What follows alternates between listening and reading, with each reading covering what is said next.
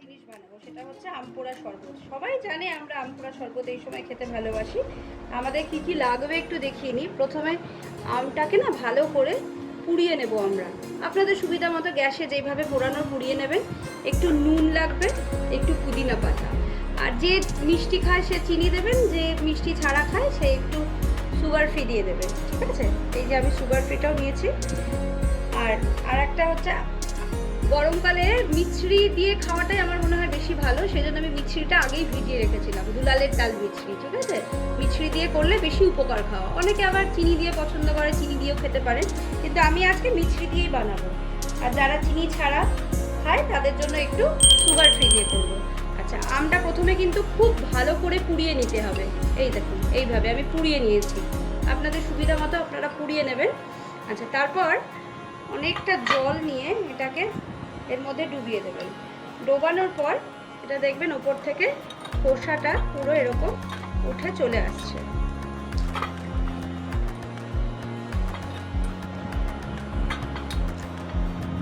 খুব ভালো করে পুড়িয়ে নিতে হবে, নাহলে কিন্তু খোসাটা উঠবে না। এইভাবে খোসাটাকে পুরো ছাড়িয়ে আমরা পরিষ্কার করে নেবো আমটা।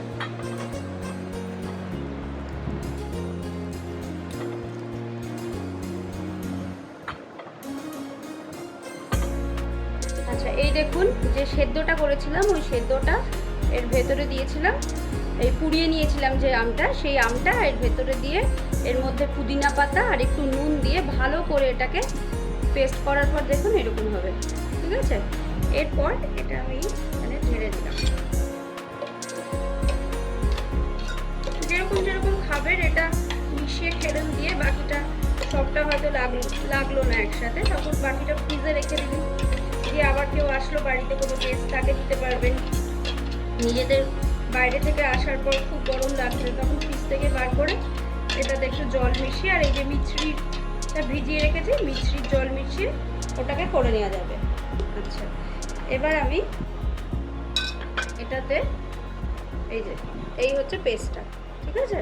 এখানে এবার আমি 3 চামচ বা 4 চামচ, সেটা আপনাদের সুবিধা মতো আপনারা দিলেন। আমি এখানে 4 চামচই দিচ্ছি, কারণ একটু আবার কম হয়ে গেলে অতটা ভালো লাগবে না। আচ্ছা, এখান থেকে দিলাম 4 চামচ। আর এই যে যেটা মিছরির জলটা, মিছরির জলটা ভেজানো আছে, এটাকে একটু ভালো করে এইভাবে ঘেঁটে নিলাম। ঘেঁটে নিয়ে তারপরে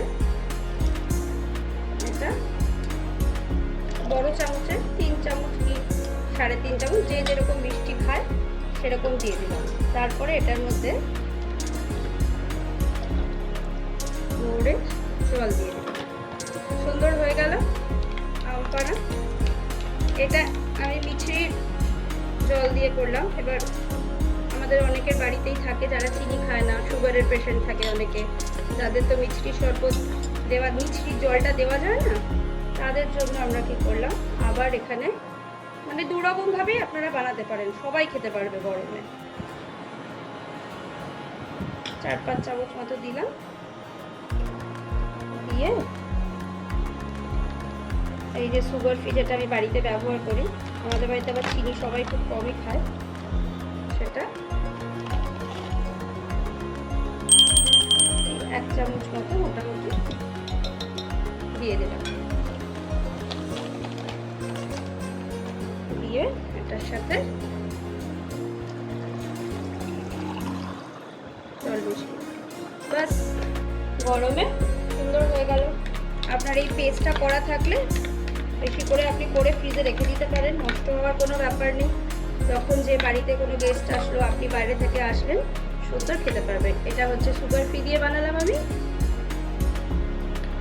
আর এটা হচ্ছে যেটা দিয়ে বানালাম এই মিছরির জল দিয়ে যেটা বানালাম। 2 রকমই বানানো যায়। তাহলে গরমে আমরা এটা বানালাম। গরমে সবাই ভালো থাকবেন, সুস্থ থাকবেন, এরকমই খাবেন যাতে সবার শরীর টরীর ভালো থাকে। Thank you. আবার দেখা হবে গরমের নতুন কোনো আবার একটা শরবত ডিশ বা কিছু একটা নিয়ে।